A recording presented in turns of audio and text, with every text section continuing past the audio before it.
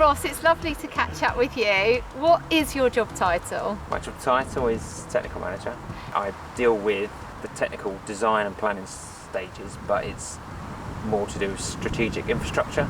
So when you talk about infrastructure, what do you mean? Anything from roads, footpaths, electricity supplies, water supplies, gas, communications, everything. And it also comes down to drainage and where the rainfall goes when it hits the earth.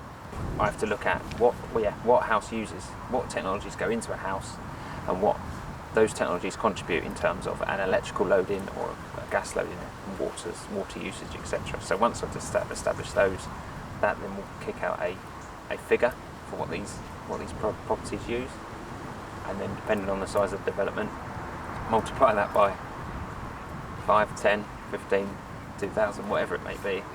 That's how you get your big numbers. It is an attribute that I've developed, because I can't imagine 10 years ago, or however long it was, when I started, I'd seen myself making big decisions.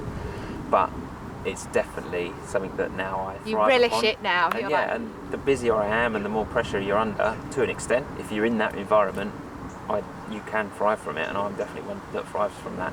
How did you train to do your role?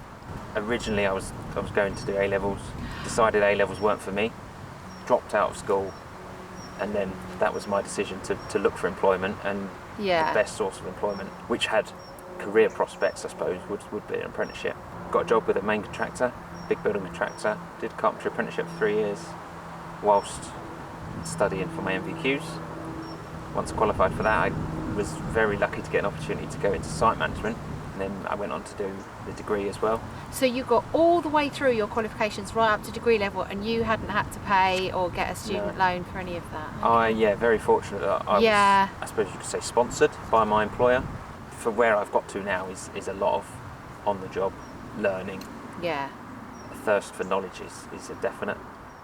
So in your role day to day, how much of your time is spent in the office and how much are you outside on site now? Our time can be split very much 50-50 if necessary. At this stage of the project, where it's quite strategic, there's not so much reason to be outside because not a lot is happening yet. We're talking about sort of the planning stage. And then how that will lead into the design, and how that design then progresses into construction or build or install, whatever it may be. My time is diverse, and I can spend a lot more time on site if I need to. I'm working with the planning managers. I'm working continuously with the quantity surveyors and the commercial department. I think everyone tends to understand what everyone else is doing and how we can contribute to everyone else's work. So what would be your top tip to a young person in school thinking, this interests me, might be something for me to think about? No one would ever have said to me, would you like to be a technical manager? In school you tend to think of an exact discipline, like when you think of design you think of an architect, or you think of product design or something like that. You never think of the person in the background that might coordinate all those different designers. Together. Yeah. I've always had an eye for detail, and I've always enjoyed, manufacture and making things and designing things. I never quite had that. I say ability, that's probably not right because practice makes perfect, but I never quite had that spark that architects or someone might have, but I had the ability to see things and see the maybe detail, see the bigger picture in a way, and then be able to pull that all together and almost integrate it into each other and coordinate. That's more the skills of a technical manager. It's such a fascinating role, and I knew so little about it, so thank you for sharing that with me today, Ross, and giving us your time. That's okay. Thank you.